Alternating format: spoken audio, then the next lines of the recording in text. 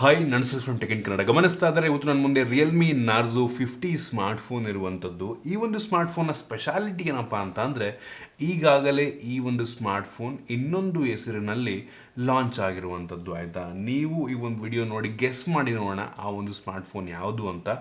ಆ ಒಂದು ಫೋನ್ನ ಬೆಲೆ 14,000 ಇರುವಂಥದ್ದು. ಆ ಒಂದು ಫೋನ್ಗೂ ಇದಕ್ಕೂ ಅಂಥ ಮೇಜರ್ ಡಿಫ್ರೆನ್ಸ್ ಇಲ್ಲ. ಆಯಿತಾ, ಒಂದು ಸಣ್ಣ ಚೇಂಜ್ ಇದೆ. ಆ ಏನು ಚೇಂಜು ಅಂತ ಆಮೇಲೆ ತಿಳಿಸ್ಕೊಡ್ತೀನಿ. ಸೊ ಗೆಸ್ ಮಾಡಿ ನೋಡೋಣ ಇದು ಯಾವ ಫೋನ್ ಇರ್ಬೋದು, ಆಲ್ರೆಡಿ ಯಾವ ಫೋನ್ ಹೆಸರಲ್ಲಿ ಲಾಂಚ್ ಆಗಿದೆ ಅಂತ. ನಾನಿವತ್ತು ಈ ಒಂದು ಫೋನ್ ಅನ್ಬಾಕ್ಸ್ ಮಾಡ್ತಾ ಇದ್ದೀನಿ, ಫಸ್ಟ್ ಇಂಪ್ರೆಷನ್ ತಿಳಿಸ್ಕೊಡ್ತಾ ಇದ್ದೀನಿ, ಏನು ಚೆನ್ನಾಗಿದೆ ಏನು ಚೆನ್ನಾಗಿಲ್ಲ ಈ ಒಂದು ಪ್ರೈಸ್ ರೇಂಜ್ಗೆ. ಮೋಸ್ಟ್ಲಿ ಈ ಒಂದು ಫೋನು ಅದು 14,000 ಅಂತ ಅಂದರೆ ಮೋಸ್ಟ್ಲಿ 500,000 ಡಿಫ್ರೆನ್ಸಲ್ಲಿ ಲಾಂಚ್ ಆಗ್ಬೋದು ಅಂತ ಅನ್ಕೋತೀನಿ. ಮೋಸ್ಟ್ಲಿ 15,000 ರೂಪಾಯಿ ಒಳಗಡೆ. ಸೊ ಕಾಲ್ ನೋಡಿ ಎಷ್ಟಕ್ಕೆ ಲಾಂಚ್ ಆಗುತ್ತೆ ಅಂತ. ಸೊ ತಿಳ್ಕೊತೀರಾ. ಅದಕ್ಕಿಂತ ಮುಂಚೆ ಏನು ನಮ್ಮ tech in Kannada YouTube subscribe ಮಾಡ್ಕೊಂಡಿಲ್ಲ ಅಂತ ಅಂದರೆ ಇಲ್ಲೇ ಸಬ್ಸ್ಕ್ರೈಬ್ ಮಾಡೋದು ಬೆಲೈಕನ್ ಕೂಡ ಕ್ಲಿಕ್ ಮಾಡ್ಬೋದು. ಮೊದಲಾಗಿ ಒಂದು ಸ್ಮಾರ್ಟ್ ಫೋನನ್ನು ಅನ್ಬಾಕ್ಸ್ ಮಾಡಿ ಗಮನಿಸ್ತಾ ಇದ್ದರೆ ಒಂದು ಫೋನ್ನ ಬಾಕ್ಸ್ ನಿಮ್ಗೆ ಈ ರೀತಿ ನೋಡೋ ಸಿಗ್ತಾ ಇರುವಂಥದ್ದು. ಈ ಒಂದು ಬಾಕ್ಸನ್ನು ಓಪನ್ ಮಾಡಿದ ತಕ್ಷಣ ಇದರೊಳಗಡೆ ಇನ್ನೊಂದು ಸಣ್ಣ ಬಾಕ್ಸ್ ಇದೆ. ಅದರಲ್ಲಿ ನಿಮಗೆ ಒಂದು ಸಿಮ್ ಎಲೆಕ್ಷನ್ ಪಿನ್ ಮತ್ತು user manual, quick start guide ಮತ್ತು ವಾರಂಟಿ ಕಾರ್ಡ್ ಮತ್ತೊಂದು ಟ್ರಾನ್ಸ್ಪರೆಂಟ್ ಬ್ಯಾಕ್ ಕವರ್ ಇದೆ. ಅದನ್ನು ಬಿಟ್ಟರೆ ಇದರ ಕೆಳಗಡೆ ಡೈರೆಕ್ಟಾಗಿ ಈ ಒಂದು ಸ್ಮಾರ್ಟ್ ಫೋನ್ ನಿಮಗೆ ನೋಡೋಕೆ ಸಿಗ್ತಾ ಇದೆ. ಈ ಒಂದು ಸ್ಮಾರ್ಟ್ಫೋನ್ನ ಲುಕ್ ಹಾಗೆ ಇದೆ, ಸೇಮ್, ಏನು ಡಿಫ್ರೆನ್ಸ್ ಇಲ್ಲ. ಬಟ್ ಹಿಂದ್ಗಡೆ ಇರುವಂಥ ಬ್ಯಾಕ್ ಕವರ್ ಡಿಸೈನ್ ಚೇಂಜ್ ಆಗಿದೆ ಅಂತ ಅನ್ನಿಸ್ತಾ ಇರ್ಬೋದು. ಇದ್ರ ಬಗ್ಗೆ ಆಮೇಲೆ ಮಾತನಾಡ್ತೀನಿ. ಇನ್ನೊಂದು ಬಿಟ್ಟರೆ ಒಂದು ಬಾಕ್ಸ್ ಒಳಗಡೆ 33 ವ್ಯಾಟ್ನ ಒಂದು ಫಾಸ್ಟ್ ಚಾರ್ಜಿಂಗ್ ಅಡಾಪ್ಟರ್ ಕೊಟ್ಟಿದ್ದಾರೆ. 15,000 ರೇಂಜಲ್ಲಿ 33 ವ್ಯಾಟ್ ಅಂತ ಅಂದರೆ ಸೂಪರ್ ವಿಷಯ ಅಂತ ಹೇಳೋದಕ್ಕೆ ಇಷ್ಟಪಡ್ತೀನಿ. ಮತ್ತು USB Type-C ಡಾಟಾ ಕೇಬಲ್ ಇರುವಂಥದ್ದು, Type-A ಇಂದ Type-C. ಇದು ಕೂಡ ಒಂದು ಒಳ್ಳೆ ಕ್ವಾಲಿಟಿಯ ಕೇಬಲ್. ಅದನ್ನು ಬಿಟ್ಟರೆ ಬೇರೇನೂ ಸಹ ನಿಮಗೆ ಒಂದು ಫೋನ್ ಬಾಕ್ಸ್ ಒಳಗೆ ಸಿಗ್ತಾ ಇಲ್ಲ. ಡೈರೆಕ್ಟಾಗಿ ಒಂದು ಸ್ಮಾರ್ಟ್ ಫೋನಿಗೆ ಬಂತು ಅಂತ ಅಂದರೆ ನಿಮಗೆ ಈ ರೀತಿ ನೋಡೋ ಸಿಗ್ತಾ ಇರುವಂಥದ್ದು. ಈ ಒಂದು ಫೋನ್ ಸುಮಾರು 194 ಗ್ರಾಮ್ ವೆಯ್ಟ್ ಇರುವಂಥದ್ದು ಮತ್ತು ಒಂದು ಲೆವೆಲ್ಗೆ ತಿನ್ನಾಗಿದೆ. 8.5 mm ಥಿಕ್ನೆಸ್. ನನಗೆ ಈ ಒಂದು ಫೋನ್ ತುಂಬ ಇಷ್ಟ ಆಗಿದ್ದು ಈ ಒಂದು ಫೋನ್ನ ಬ್ಯಾಕ್ ಡಿಸೈನ್ ಆಯಿತು. ಎಷ್ಟು ಪ್ರೀಮಿಯಂ ಫೀಲ್ನ ಕೊಡುತ್ತೆ ಅಂದರೆ ಒಂದು ಟೆಕ್ಸ್ಚರೇ ಒಂದು ರೀತಿ ನೋಡ್ತಾ ಇದ್ದೀರಾ ಆಯಿತಾ, ಡಿಫ್ರೆಂಟ್ ಟೆಕ್ಸ್ಚರು ಸಗಲಾಗಿ ಕಾಣುತ್ತೆ. ಹೆವಿ ಪ್ರೀಮಿಯಮ್ಮು, ಒಂದು ರೀತಿ ಏನೋ ಒಂಥರ ಲೈನ್ ಥರ ಟೆಕ್ಸ್ಚರ್ ಇದೆ, ಒಂದೊಂದು ಆ್ಯಂಗಲ್ ಒಂಥರ ಕಾಣುತ್ತೆ. ಸೊ ಅದು ನಂಗೆ ತುಂಬ ಇಂಪ್ರೆಸ್ ಮಾಡ್ತು. ಗ್ಲಾಸಿ ಫಿನಿಶ್ ರೀತಿ ಅನ್ಸುತ್ತೆ, ಗ್ಲಾಸ್ ಅನ್ಸ್ಬಿಡುತ್ತೆ ಎಷ್ಟೊಂದ್ರಿಗೆ. ಅದು ಇದೊಂದು ಪ್ಲಾಸ್ಟಿಕ್ ಬ್ಯಾಕ್ ಆಗಿರುವಂಥದ್ದು. ಸ್ಮಡ್ಜಸ್ ಅಷ್ಟೊಂದು ಆದರೂ ಕೂಡ ಕಾಣಲ್ಲ, ಬಟ್ ಸ್ಟಿಲ್ ಬ್ಯಾಕ್ ಕವರ್ ಹಾಕೊಂಡ್ರೆ ತುಂಬ ಒಳ್ಳೆಯದು. ಪ್ಲಾಸ್ಟಿಕ್ ಆಗಿರೋದ್ರಿಂದ ಸ್ಕ್ರ್ಯಾಚ್ ಆಗುವ ಸಾಧ್ಯತೆ ಕೂಡ ಇರುತ್ತೆ. ಸೊ ಬ್ಯಾಕ್ ಕವರ್ ಹಾಕ್ಲೇಬೇಕು ನೀವು. ಹಿಂದ್ಗಡೆ ನಿಮಗೆ ಟ್ರಿಪಲ್ ಕ್ಯಾಮ್ರಾ ಸೆಟಪ್ ಇರುವಂಥದ್ದು ಮತ್ತು ಸಿಂಗಲ್ LED ಫ್ಲ್ಯಾಶ್ ಇದೆ. ಹಿಂದ್ಗಡೆ ಯಾವುದೇ ಫಿಂಗರ್ ಪ್ರಿಂಟ್ ಸೆನ್ಸರ್ ಸಿಗ್ತಾರ. ಸೊ ನಮಗೆ ಗೊತ್ತಾಗ್ತಿರುವಂಥದ್ದು ಈ ಒಂದು ಫೋನಲ್ಲಿ side mounted finger print sensor ಇದೆ ಅಂತ. ಇನ್ನು ಈ ಒಂದು ಫೋನ್ನ ಫ್ರಂಟಿಗೆ ಬಂತು ಅಂತ ಅಂದರೆ ಇದು ಕೂಡ ಗ್ಲಾಸ್ ಅಷ್ಟು ಇದಕ್ಕೆ ಸ್ಕ್ರಾಚ್ ಆಗೋದಿಲ್ಲ. ಆಲ್ರೆಡಿ ಅವರೇ ಸ್ಕ್ರೀನ್ ಗಾರ್ಡ್ ಹಾಕಿದ್ರು, ಒಂದು ಒಳ್ಳೆ ವಿಷಯ. ಫ್ರಂಟಲ್ಲಿ ಬೆಜಲ್ ಆಲ್ಮೋಸ್ಟ್ ಎಲ್ಲ ಕಡೆ ಕಡಿಮೆ ಇರುವಂಥದ್ದು, ಬಾಟಮಲ್ಲೂ ಕೂಡ ಒಂದು ಲೆವೆಲಿಗೆ ಕಡಿಮೆ ಇದೆ ಅಂತೀನಿ. ಮುಂದ್ಗಡೆ ಒಂದು ಲೆವೆಲಿಗೆ ಸಣ್ಣ ಪಂಚೋದಿರುವಂಥದ್ದು, ಇನ್ನೂ ಸಣ್ಣದು ಮಾಡ್ಬೋದಾಗಿತ್ತು ನಂಗೆ ಅನ್ನಿಸ್ದಂಗೆ. ಫ್ರಂಟಿಂದ ಒಂದು ನಾರ್ಮಲ್ ಲುಕಿಂಗ್ ಫೋನ್ ಅಂತ ಅಂತಿನ ಆಯಿತಾ. ಈ ಒಂದು ಫೋನ್ ನಿಮಗೆ ಪ್ಲಾಸ್ಟಿಕ್ ಫ್ರೇಮ್ ಸಿಗ್ತಾ ಇದೆ ಮತ್ತು USB Type-C ಪೋರ್ಟ್ ಇದೆ, 3.5 ಹೆಡ್ಫೋನ್ ಜಾಕ್ನ ಪೋರ್ಟ್ ಇದೆ ಮತ್ತು ಡೆಡಿಕೇಟೆಡ್ SD ಕಾರ್ಡ್ ಸ್ಲಾಟ್ ಕೂಡ ಇರುವಂಥದ್ದು. ಕೆಳಗಡೆ ನಿಮಗೆ ಸ್ಪೀಕರ್ ಗ್ರಿಲ್ ಕೂಡ ಸಿಗ್ತಾ ಇರುವಂಥದ್ದು, ಮೇಲ್ಗಡೆ ಯಾವ ಸ್ಪೀಕರ್ ಗ್ರಿಲ್ಲ. ಓವರಾಲ್ ಹೇಳ್ಬೇಕಂತ ಅಂದರೆ ಈ ಒಂದು ಸ್ಮಾರ್ಟ್ ಫೋನ್ನ ಡಿಸೈನ್ ಮತ್ತು ಬಿಲ್ಡ್ ಕ್ವಾಲಿಟಿ ಒಂದು ಬೆಲೆಗೆ ತಕ್ಕ ರೀತಿಯಲ್ಲಿರುವಂಥದ್ದು. ಈ ಒಂದು ಬೆಲೆಯಲ್ಲಿ, ಈ ಪ್ರೈಸ್ ರೇಂಜಲ್ಲಿ ಗ್ಲಾಸ್ ಪ್ಯಾಕ್ ಕೊಟ್ಟಿದ್ರೆ ತುಂಬ ಇಂಪ್ರೆಸಿವ್ ಆಗಿರ್ತಿತ್ತು. ಆದರೆ ಯೂಶ್ವಲಿ ಈ ರೇಟಲ್ಲಿ ನಿಮಗೆ ಯಾರೂ ಕೂಡ ಗ್ಲಾಸ್ ಪ್ಯಾಕ್ ಕೊಡಲ್ಲ. ಸೊ ಇವರು ಕೊಟ್ಟಿಲ್ಲ. ಸೊ ಓಕೆ ಅಂತೀನಿ ಬಿಲ್ಡ್ ಕ್ವಾಲಿಟಿ ವೈಸ್. ಇನ್ನು ಡಿಸ್ಪ್ಲೇಗೆ ಬಂತು ಅಂತ ಅಂದರೆ ಈ ಒಂದು ಫೋನಲ್ಲಿ 6.6 ಇಂಚಿನ ಫುಲ್ HD ಪ್ಲಸ್ ರೆಸೊಲ್ಯೂಷನ್ ಹೊಂದಿರುವಂಥ IPS ಡಿಸ್ಪ್ಲೇ ಇರುವಂಥದ್ದು. ಈ ಒಂದು ಡಿಸ್ಪ್ಲೇ 120 ಹರ್ಟ್ಸ್ನ ರಿಫ್ರೆಶ್ ರೇಟು ಮತ್ತು ಸುಮಾರು 600 ನಿಟ್ಸ್ನ ಪೀಕ್ ಬ್ರೈಟ್ನೆಸ್ನ ಕೂಡ ಹೊಂದಿರುವಂಥದ್ದು ಒಂದು ಒಳ್ಳೆಯ ವಿಷಯ. ಡಿಸ್ಪ್ಲೇ ಕ್ಲಾರಿಟಿ ಚೆನ್ನಾಗಿದೆ. ಸೊ ಓಕೆ ಅಂತೀನಿ. ಆಗಲೇ ಹೇಳ್ದಂಗೆ ಈ ಒಂದು ಫೋನ್ನ ಪ್ರತಿಯೊಂದು ಸ್ಪೆಸಿಫಿಕೇಷನ್ ಕೂಡ ಇನ್ನೊಂದು ಫೋನು, ಇದರ ಅವಳಿ ಜವಳಿ ಫೋನ್ ಏನಿದೆ ರಿಯಲ್ಮಿಯಲ್ಲೇ ಲಾಂಚ್ ಆಗಿರುವಂಥದ್ದು, ಹತ್ರ 1 ವರ್ಷದ ಮೇಲೆ ಆಯ್ತು ಅದು ಲಾಂಚ್ ಆಗಿ. ಈಗ ಆ ಒಂದು ಫೋನ್ನ ಒಂದು ಸಣ್ಣ ಸ್ಪೆಸಿಫಿಕೇಷನ್ ಚೇಂಜ್ ಮಾಡಿ ಇನ್ನೊಂದು ಹೆಸರಲ್ಲಿ ಇದನ್ನು ಲಾಂಚ್ ಮಾಡ್ತಾ ಇರುವಂಥದ್ದು. ಸೊ ಡಿಸ್ಪ್ಲೇ ಹಂಗೆ ಚೆನ್ನಾಗಿದೆ ಒಟ್ಟಿಗೆ ಡಿಸ್ಪ್ಲೇ. ಇನ್ನು ವೇರಿಯಂಟ್ಗಳ ಬಗ್ಗೆ ಮಾತನಾಡಬೇಕಂತ ಅಂದರೆ ಸದ್ಯಕ್ಕೆ ಒಂದು ಫೋನ್ 3 ವೇರಿಯಂಟಲ್ಲಿ ಲಾಂಚ್ ಆಗ್ತಾ ಇರುವಂಥದ್ದು ಆಯಿತಾ.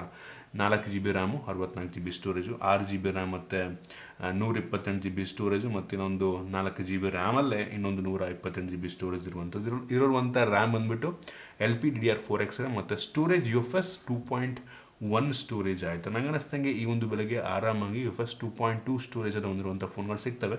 ಇವರು ಕೊಡ್ಬೋದಾಗಿತ್ತು ನಂಗೆ ಅನ್ನಿಸ್ತಂಗೆ. ಮತ್ತು ಎಕ್ಸ್ಟೆಂಡೆಡ್ ರ್ಯಾಮನ್ನು ಕೂಡ ಇವರು ನೀಡಿದರೆ ಅಪ್ ಟು 5GB ತನಕ ಎಕ್ಸ್ಟೆಂಡ್ ಮಾಡ್ಕೊಬೋದು ರ್ಯಾಮನ್ನು. ಅಂದರೆ ಸ್ಟೋರೇಜನ್ನು ರ್ಯಾಮ್ ರೀತಿ ಕನ್ವರ್ಟ್ ಮಾಡುತ್ತೆ. ಈ ಒಂದು ಫೋನಲ್ಲಿ UFS 2.1 ಇರೋದ್ರಿಂದ ಅದು ಎಷ್ಟು ಎಫೆಕ್ಟಿವ್ ಆಗಿ ಕೆಲಸ ಮಾಡುತ್ತೆ ಅಂತ ನಾವು ಟೆಸ್ಟ್ ಮಾಡಿ ನೋಡಬೇಕಾಗಿದೆ ಆಯಿತಾ. UFS 2.2 ಇದ್ದಿದ್ರೆ ಇನ್ನೂ ಚೆನ್ನಾಗಿ ವರ್ಕ್ ಆಗ್ತಿತ್ತು ಅನ್ಕೋತೀನಿ ಎಕ್ಸ್ಟೆಂಡೆಡ್ ರ್ಯಾಮ್ ನಂಗೆ ಅನ್ನಿಸ್ತಂಗೆ. ಇನ್ನು ಈ ಒಂದು ಫೋನ್ನ ಪ್ರೋಸರ್ ಬಗ್ಗೆ ಮಾತನಾಡಬೇಕಂತ ಅಂದರೆ ತುಂಬ ಪವರ್ಫುಲ್ ಆಗಿರುವಂಥ ಪ್ರೋಸರ್ ಇರುವಂಥದ್ದು ಮೀಡಿಯಾಟೆಕ್ಕಿಂದು Helio G96 ಪ್ರೋಸರ್ ಆಯಿತಾ. ನಾನು AnTuTu Benchmark ಚೆಕ್ ಮಾಡಿದಂಗೆ ಸುಮಾರು 3.5 ಲಕ್ಷ ತನಕ ರೇಟಿಂಗನ್ನು ಕೊಡಬಲ್ಲಂಥ ಸಾಮರ್ಥ್ಯ ಒಂದು ಫೋನ್ಗಿರುವಂಥದ್ದು. ನಾನು BGMI ಗೇಮ್ನಲ್ಲಿ ಆಡಿದೆ. ಇದನ್ನು ಅಲ್ಟ್ರಾದಲ್ಲಿ, ಎಕ್ಸ್ಟ್ರೀಮ್ ಅಲ್ಲ, ಅಲ್ಟ್ರಾ ಸೆಟ್ಟಿಂಗಲ್ಲಿ ನೀವು ಆಡ್ಕೊಬೋದು. HDR ಇದರಲ್ಲಿ ಆಡೋದಕ್ಕಾಗಲ್ಲ ಆಯಿತಾ. ಸೊ ಅಲ್ಟ್ರಾದಲ್ಲಿ ಒಂದು ಲೆವೆಲಿಗೆ ಸ್ಮೂತಾಗಿ ಪ್ಲೇ ಮಾಡ್ಬೋದು. ನಾನು ಆಡ್ದಂಗೆ ಎಲ್ಲೂ ಕೂಡ ಲ್ಯಾಗ್ ಅಂತ ಅನ್ನಿಸ್ಲಿಲ್ಲ. ಒಂದು ಲೆವೆಲಿಗೆ ಸ್ಮೂತಾಗಿ ಕೆಲಸವನ್ನು ಮಾಡ್ತಿರೋ ಒಂದು ತಲೆಗೆ ಇಡ್ಸ್ಕೊಂಬಿಡಿ. ಪ್ರೋಸರ್ ವೈಸ್ ಚೆನ್ನಾಗಿದೆ. ಆಲ್ಮೋಸ್ಟ್ ಪ್ರತಿಯೊಂದು ಗೇಮನ್ನು ಒಂದು ಲೆವೆಲಿಗೆ ಹೈ ಸೆಟ್ಟಿಂಗಲ್ಲಿ ಆಡ್ಕೊಬೋದು ಮತ್ತು ಡೇ ಟು ಟಾಸ್ಕ್ ಮಾಡೋದಕ್ಕೆ ಯಾವುದೇ ತೊಂದರೆ ಆಗೋದಿಲ್ಲ. ಸೊ ಪ್ರೋಸರ್ ಚೆನ್ನಾಗಿದೆ. ಈ ಒಂದು ಬೆಲೆಗೆ ಒಂದು ಒಳ್ಳೆ ಪ್ರೋಸರನ್ನೇ ತಲೆಗಿಡ್ಸ್ಕೊಂಬಿಡಿ. ಇನ್ನು ಈ ಒಂದು ಫೋನ್ನ ಕ್ಯಾಮ್ರಾ ಬಗ್ಗೆ ಮಾತನಾಡಬೇಕಂತ ಅಂದರೆ ಈ ಒಂದು ಫೋನಲ್ಲಿ ರೇರಲ್ಲಿ ಟ್ರಿಪಲ್ ಕ್ಯಾಮ್ರಾ ಇರುವಂಥದ್ದು. ಅದರಲ್ಲಿ ಮೇನ್ ಸೆನ್ಸರ್ 50 ಮೆಗಾಪಿಕ್ಸೆಲ್ನ ಮೇನ್ ಸೆನ್ಸರ್. ಇದು ಒಂದು ಫ್ಲ್ಯಾಗ್ಶಿಪ್ ಲೆವೆಲ್ನ ಸೆನ್ಸರ್ ಅಂತ ರಿಯಲ್ಮಿ ಅವರು ಅಂತಾರೆ. ನಾನು ಫೋಟೋ ತೆಗೆದಂಗೆ ಒಂದು ಒಳ್ಳೆ ಕ್ವಾಲಿಟಿನೇ, ಈ ಒಂದು ಬೆಲೆ ಒಂದು ಒಳ್ಳೆ ಕ್ವಾಲಿಟಿಯ ಫೋಟೋನ ತೆಗೆಯುತ್ತೆ ಇದು.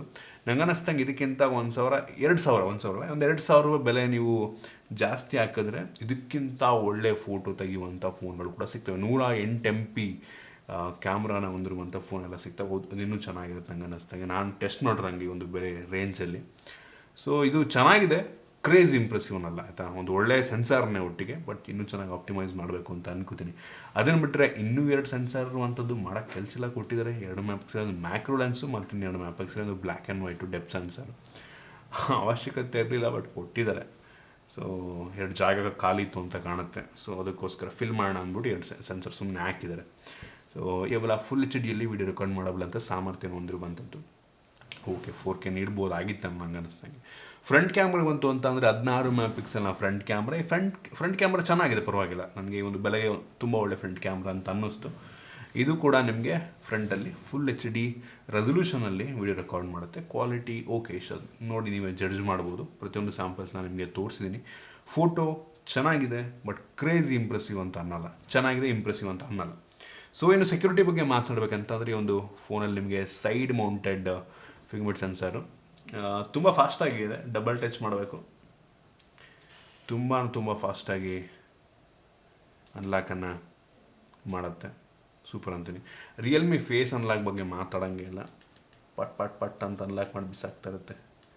ತುಂಬ ಫಾಸ್ಟಾಗಿದೆ. ಸೊ ಕ್ರೇಜಿ ವಿಷಯ ಅಂತೀನಿ. ಇನ್ನು ಬ್ಯಾಟ್ರಿ ಬಗ್ಗೆ ಮಾತನಾಡಬೇಕಂತ ಅಂದರೆ ಇಲ್ಲಿ ಒಂದು ಸ್ವಲ್ಪ ಸಣ್ಣ ಚೇಂಜ್ ಇದೆ. ಈ ಒಂದು ಫೋನಲ್ಲಿ ಸೇಮ್ ಆ ಒಂದು ಫೋನಲ್ಲಿದ್ದಾಗ ಇದರಲ್ಲೂ ಕೂಡ 5000 mAh ಕೆಪಾಸಿಟಿಯ ಬ್ಯಾಟ್ರಿ ಇರುವಂಥದ್ದು ಒಂದು ಒಳ್ಳೆಯ ವಿಷಯ.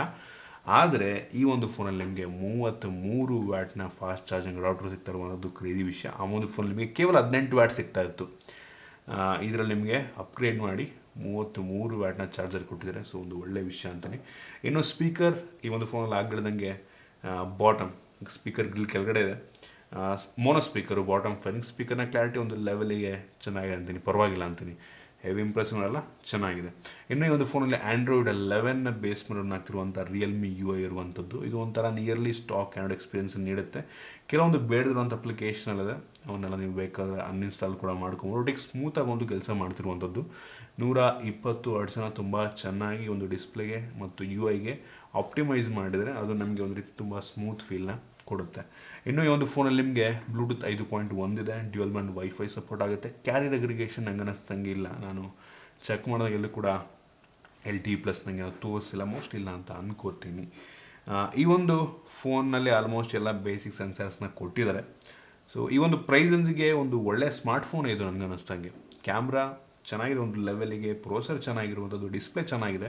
ಅಮೋಲೆಡ್ ನೀಡ್ಬೋದಾಗಿತ್ತು ನಂಗೆ ಅನ್ನಿಸ್ತಂಗೆ, ಬಟ್ ನಿಮಗೆ 120 ಹರ್ಟ್ಸ್ ರಿಫ್ರೆಶ್ ರೇಟ್ ನೀಡಿ ಕಾಂಪನ್ಸೇಟ್ ಮಾಡಿದ್ರೆ. ಸೊ ನನಗೆ ಅನ್ನಿಸ್ತಂಗೆ ಓಕೆ, ಅದು ಅಮೋಲೆಡ್ ಕೊಟ್ಬಿಟ್ಟು 60 ಹರ್ಟ್ಸ್ ಕೊಡೋದ್ರ ಬದಲು IPS ಕೊಟ್ಟು 120 ಹರ್ಟ್ಸ್ ಕೊಟ್ಟರು ಕೂಡ ನನಗೆ ಒಂದು ಸ್ಯಾಟಿಸ್ಫ್ಯಾಕ್ಷನ್ ಕೊಡುತ್ತೆ. ಸೊ ನೀವು ಆಲ್ರೆಡಿ ಗೆಸ್ ಮಾಡಿರ್ಬೋದು ಈ ಒಂದು ಫೋನ್ ಇನ್ನೊಂದು ಯಾವ ಹೆಸರಲ್ಲಿ ಲಾಂಚ್ ಆಗಿದೆ ಅಂತ. ಅದು ರಿಯಲ್ಮಿ 8i. 1 ವರ್ಷ ಮುಂಚೆ ಇದೇ ಹೆಸರಲ್ಲಿ ಲಾಂಚ್ ಆಗಿದೆ. ಎಲ್ಲ ಆಲ್ಮೋಸ್ಟ್ ಸೇಮ್ ಇದೆ, ಏನು ಚೇಂಜ್ ಇಲ್ಲ. ಈ ಒಂದು ಚಾರ್ಜರ್ನ ಅಪ್ಗ್ರೇಡ್ ಮಾಡಿದ್ದಾರೆ ಅಷ್ಟೇ.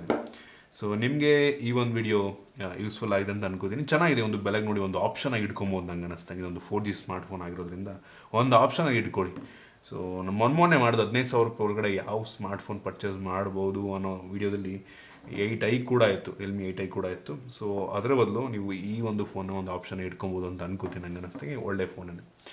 ಸೊ ನಿಮಗೆ ಈ ಒಂದು ವಿಡಿಯೋ ಇಷ್ಟ ಆಗಿದೆ ಬಿಟ್ಟು ಲೈಕ್ ಮಾಡಿ, ಶೇರ್ ಮಾಡಿ. ಇದೇ ರೀತಿ ನಮ್ಮ ಬೇರೆ ಬೇರೆ ವಿಡಿಯೋ ನಮ್ಮ tech in Kannada tips subscribe ಮಾಡ್ಕೊಂಡಿಲ್ಲ ಅಂತಂದರೆ ಇಲ್ಲ ಸಬ್ಸ್ಕ್ರೈಬ್ ಮಾಡಿದ ಬೆಲ್ ಐಕನ್ ಕೂಡ ಕ್ಲಿಕ್ ಮಾಡ್ಬೋದು. ಸಿಗೋಣ ಮುಂದೆ.